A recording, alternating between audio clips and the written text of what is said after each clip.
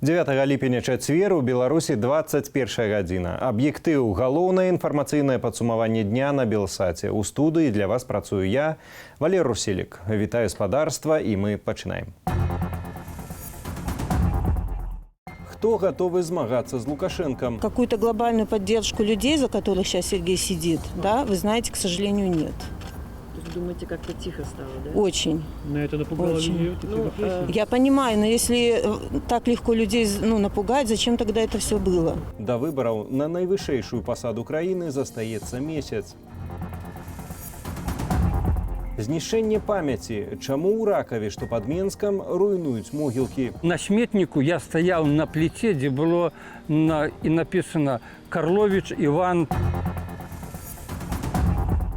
Да прэзідэнцкіх выбараў застаецца роўна месяц. Нягледзячы на арышты ды непрызнаныя подпісы, патэнцыйныя канкурэнты Александра Лукашэнкі працягваюць змагацца. І не толькі за рэгістрацыю кандыдатамі, але і за свабоду. Тэму працягне Юлія Лабанова.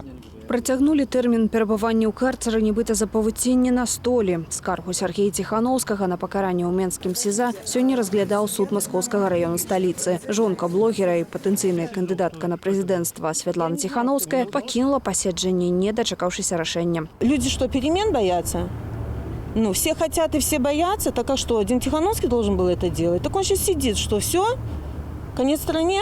Блогера ў суд не прывезлі, а паседжанне зрабілі закрытым. Сергей Тихановскі пад следствам паводле крымінальнай справы аб нібыта гвалце ў дачыненні міліцыянта. Люди, которые заключены под стражу на период предварительного расследования, еще не являются виновными, еще не вынесено наказание приговором суда, еще они не признаны нуждающимся в исправлении и перевоспитании. Поэтому мы считаем, что несправедливо применять любые исправительные меры.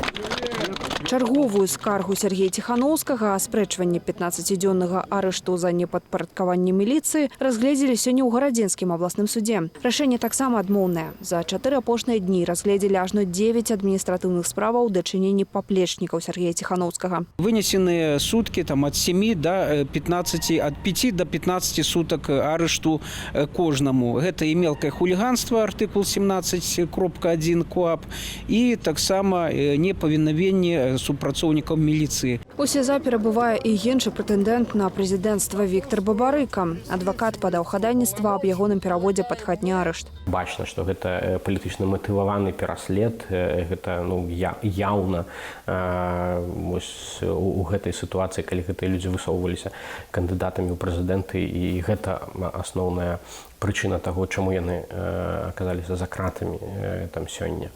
Яшчэ адзін фаварыт прэзідэнцкай гонкі Валер Цапкала, незважаючы на прызнанне толькі 75 тысяч подпісаў з сабраных ініцыятыўную групу і 160 тысячаў, мае намер абскардзіць рашэнне. Аднак не самога ЦВК, а сябраў тэрытарыяльных выбарчых камісіяў. Мы, естественно, понимаем, кто эти люди. Мы знаем их все по фамилии, имя, отчество.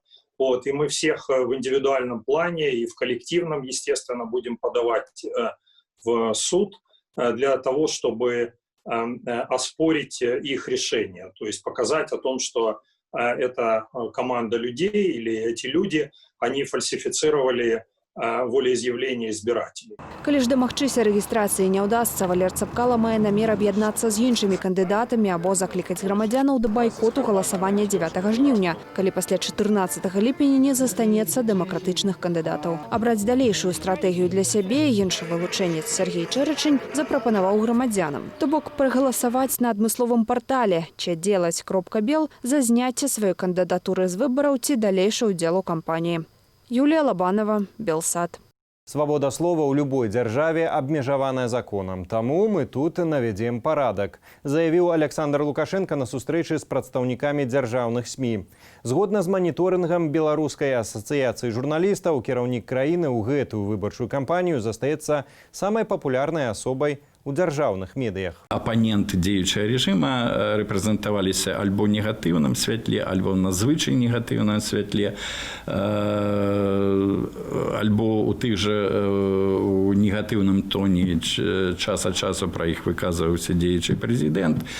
То бок гаворка ідзе пра такую мінімізацыю прысутнасці альтэрнатыўных кандыдатаў у дзяржаўных медыа. Дзяржава вырашыла, што ўвогуле не трэба даваць ні дзяржаўнай прэсе ніякай прамежкавай інфармацыі. Па тэлеканалах яны абяцаюць вынікі, па тэлеканалах яны абяцаюць выступы Ярмошыны, але фактычна все недзяржаўныя нашы калегі засталіся пазбаўленыя такой магчымасці. Вось. І другі аспект, который таксама ўплывае на кампанію, гэта вот эта вот абазлённасць, да, на незалежныя медыа. Дзяржаўныя чыноўнікі, магчыма, спалохаліся, магчыма, заўважылі нейкую канкурэнцыю для сябе ў недзяржаўнай прэсе, і яшчэ да рэгістрацыі кандыдатаў правыгучалі выказванні пра тое, што недзяржаўныя журналісты ледзь не там кіруюць пратэстамі. Згодна з маніторынгам, тэма выбараў на дзяржаўным тэлебачанні і радыё, нягледзячы на вялікую цікавасць грамадства да кампаніі, прыярытэтнаю не была. Выбарчай тэматыцы надавалі ўвагі менш, чым надвор'ю і спорту. Калі ж пра выбары гаворка ўсё-ткі ішла, то найчасцей у кантэксце выказванняў дзейнага кіраўніка краіны. Апаненты Лукашэнкі называліся дэструктыўнаю сілаю, а выбарнікаў застрашвалі стратаю суверэнітэту Беларусі. Сёння раніцай у Маскве адбыліся ператрусы в офісах ды ў супрацоўнікаў МБХ Медыя, Адкрытая Расія, а таксама ў арганізатара кампаніі «Не» Юліі Галяміной. Прыйшлі следчыя дадому да каардынатара праекту «Праваабарона Паштоўка» Алексея Пранішнікава ў Томску. Следчыя дзеянні адбыліся ў межах справы кампаніі «ЮКАС» 2003 года. Але апазіцыянеры і журналісты сцвярджаюць, што гэта толькі штучна выцягнутая праблема. Таму працягнуць мае калегі. На гэтых кадрах адвакат Геннадзь Фёдораў спрабуе трапіць у кватэру галоўнага рэдактара МБХ Медыя Сергея Прастакова. Раніцаю з ператрусамі прыйшлі таксама ў кватэру каардынатаркі «Адкрытай Расіі» Тацьяны Усманавай. Сілавікі пагражалі фігурантам выламаць дзверы, ды не рэагавалі на просьбу пачакаць адваката. У меня изъяли 2 компьютера, телефон, все кредитные карточки и кучу каких-то дурацких бумажек, типа записей в блокноты, знаешь, вот очень старые.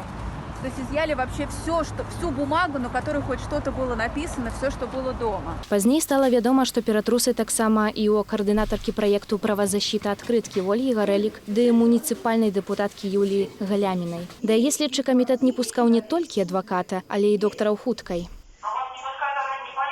Нет, не открывает никто дверь. Я звоню, что там находится Следственный комитет, а сотрудники полиции находятся здесь. Таксама з ператрусамі прыйшлі ў офіс руху «Адкрытай Расіі» і рэдакцыю МБХ Медыя. Пераважна канфіскоўвалі тэхніку і паперы. Адваката ў офіс «Адкрытай Расіі» не пусцілі. А вы были уже там, да? Нет, меня так и не пропустили. Мне так и не пустили. Фармальнаю прычынаю такіх дзеянняў праваахоўнікі называюць справу ЮКАС у 17-гадовай даўніны. Галоўным фігурантам справы быў экс-кіраўнік нафтавай кампаніі, а цяпер лідар руху «Адкрытая Расія» Михаил Ходорковский. У офіс арганізацыі сёння таксама прыйшлі з ператрусам. Я связываю обыски с тем, что это просто тупая месть Путина и силовиков за то, что мы выступаем против обнуления сроков Путина, против авторитарного государства, которое сейчас у нас установилось. Арганізатары кампаніі «Не» звязваюць следчыя дзеянні з запланаваным на 15 ліпеня мітынгам супраць прызнання вынікаў галасавання о папраўках у расійскую канстытуцыю. Волевыяўленне праходзіла цягам цэлага тыдня і скончылася 1 ліпеня. Паводле афіцыйных вынікаў, змены ў асноўны закон краіны падтрымалі амаль 78% удзельнікаў галасавання.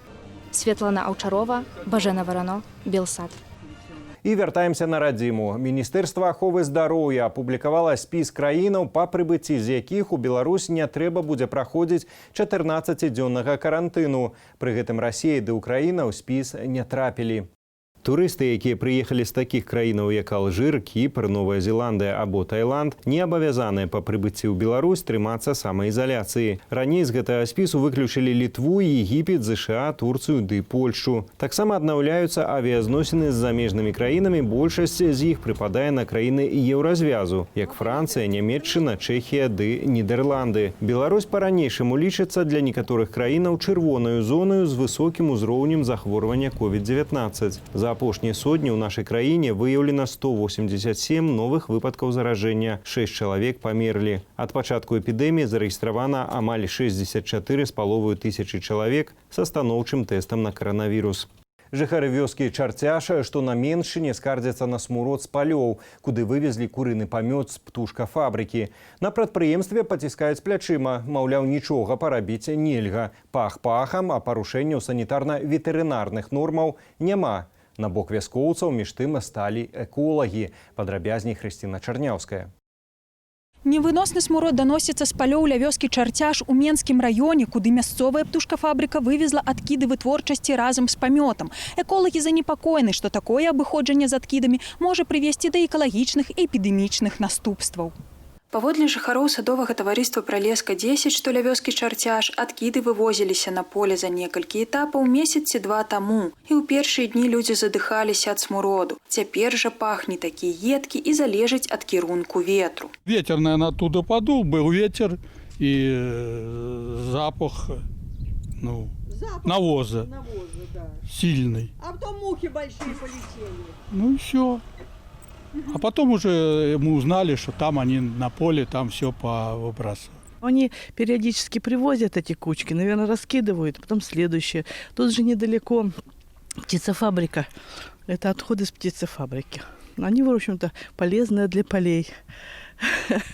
А нам немножко пахнет иногда.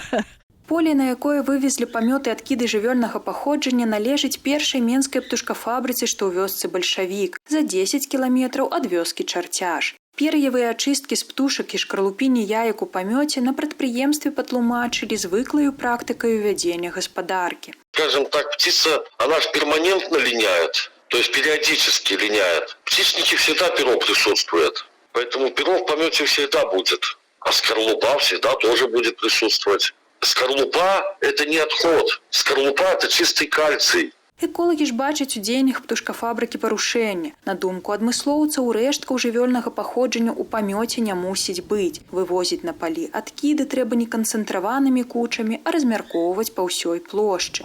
Прежде всего, размещение отходов животных, оно влияет на бактериологическое загрязнение. То есть это, по сути, может быть очаг инфекционных заболеваний, которые распространяются и на почву, и на, в том числе, подземные воды, но это зависит, конечно, от количества размещаемых отходов. Может быть, и никакой не нанесен вред, если это небольшое количество отходов, и они не зараженные. Паводле мясцовых жыхароў з праблемай яны звярталіся ў бараўлянскі сельскі савет, але вынікаў гэта не прынесла. Юрысты грамадскага аб'яднання «Экадом» раяць пісьмова звярнуцца ў раённыя цэнтры гігіены, эпідэміялогіі ды ў інспекцыю прыродных рэсурсаў і аховы навакольнага асяроддзя, якія павінны выехаць на месца ды ўстанавіць факт парушэння, калі ён ёсць. Необходимо сейчас им самим то есть сфотографировать желательно, для того, чтобы пока эти указанные государственные органы отреагировали, чтобы у того, кто вывозит сейчас эти отходы, не было возможности все это прибрать. На прадпрыемстве абяцаюць, што праз 2-3 тыдні поле перааруць і ў наступныя 5 гадоў вывозіць на яго памёт не будуць. Ад смуроду, які цяпер адчуваюць жыхары найбліжэйшых вёсак, пазбавіцца нельга, бо так пахне арганіка. Таму людзей заклікаюць патрываць. Хрысціна Чарняўская, Белсад. У старажытным Ракаве, што ў 40 кіламетрах ад Менску, пад пагрозай узнікнення апынуліся 100гадовыя могілкі. Унікальныя ручнога вырабу помнікі замяняюцца на новыя. У выніку імёны многіх пахаваных папросту знікаюць, сыходзяць у нябыт. Падрабязней Алена Дубовік. Праваслаўныя могілкі 19 стагоддзя ў Ракаве улучаныя ў спіс гістарычна-культурнай спадчыны і паводле закону мусяць ахоўвацца. Але на справе 100гадовыя могілкі проста знішчаюць. Надмагіллі руйнуюць ці вывозяць на сметнік, а вызваленую зямлю аддаюць пад новыя пахаванні. Пачалося знішчэнне яшчэ ў 2005 годзе. Што тут такое, ні падыхода, ні гістарычнага няма. Мясцовы жыхар Язэп Янушкевіч быў сведкам пачатку знішчэння могілак. Мне балюча нават запала, калі не тут, менавіта не на могілках, а ўжо там на сметніку я стаяў на пліце, дзе было і напісана Карловіч Іван, там 800 нейкі там 98 год смерці, а ў мяне што і таксама былі па з боку таты не толькі Янушкевіча, але продкі былі па Карловічах. У заканадаўстве аб могілках, якія ўяўляюць гістарычна-культурную каштоўнасць, нічога не сказана. І паводле юрысткі ніхто не ведае, што рабіць з такімі аб'ектамі. Некрапалісты настойваюць, што ў сусветнай практыцы старыя могілкі прызнаюцца каштоўнасцямі, ды займацца іх захаваннем павінныя адмыслоўцы. Зараз могілкі цалкам знаходзяцца ў ведомстве Міністэрства камунальнай гаспадаркі, у якіх ёсць свая практыка. Калі ёсць тэрыторыі трэба прыбраць, то прасцей за ўсё узяць старое непатрэбнае, звесці на сметнік літаральна і пабудаваць новае. Іншай практыкі няма. Пытанне ў справе захавання ракаўскіх могілак на мінулым тыдні разглядалі ў Міністэрстве культуры. Вольга Сямашка перадала свае прапановы для ўнясення паправак у заканадаўства. Калі уводзілася ахоўная зона, калі уводзіўся ракаўскія могілкі як помнік, то не было зацверджана, на якой тэрыторыі можна хаваць, на якой нельга. Справу зараз пусцілі пад Валожынскі райвыканкам, і зараз за іх адказвае аддзел культуры, які павінны правесці, дарэчы, інвентарызацыю могілак, дэталізацыю тэрыторыі і ўвядзенне вось той зоны аховы, якая будзе ахоўвацца, там будзе забаронена захоўваць. А пакуль на ракаўскіх могілках з'яўляюцца новыя пахаванні. Згодна са схемай, складзенай некрапалістамі ў 2014 годзе, паміж магілай Марыі Войніш і Стэфаніды Ярашэвіч, яна месціцца вось там за лавай, павінна быць яшчэ каля 5 100-гадовых помнікаў. Але мы не знайшлі ніводнага. Некаторыя жыхары Ракава думаюць, што прычына ў нястачы зямлі. Язэп Янушкевіч з такім меркаваннем не пагаджаецца. Гектары зямлі, якія займае і цяперашняя РСУ, то есть дрэваапрацоўчая арганізацыя, там жаўцізна і жоўты пясок, яны маглі б адпусціць на будучае месца пахавання. Глядзіце, тое, што мы маем ужо леваруч ад мяне, і гэта была б добрая палова могілак. Такая праблема закранула не толькі некропаль у Ракаве. Прыкладаў па ўсёй краіне дзесяткі, кажа эксперт. Той же самы БРСМ ці нейкія піянеры, які ёсць насамрэч, каб яны даглядалі старыя могілкі. Хаця падаецца, што прасцей зайсці ў гэты гушчар, папрацаваць тыдзень, ну і гэтыя могілкі вызваляюцца. Нема такога прыклада. Наадварот, ёсць шкодныя прыклады, калі ўлады лезуць на каштоўнасць. Паводле эксперта, адзінае, што рэальна сёння можа ўратаваць ад знішчэння могілкі, падобныя да ракаўскіх, гэта грамадзянская актыўнасць і звароты ў адказныя органы. Алена Дубовік, Белсат. Заставацца ў курсе апошніх падзей у Беларусі ды свету можна і з дапамогай нашай інтэрнэт-старонкі belsat.eu. Акрамя ютубу глядзіце нас і з дапамогай прыкладання Smart TV. У студыі сёння для вас працаваў я, Валер Руселік. Дзякуй за ўвагу. Заставайцеся з Белсатам.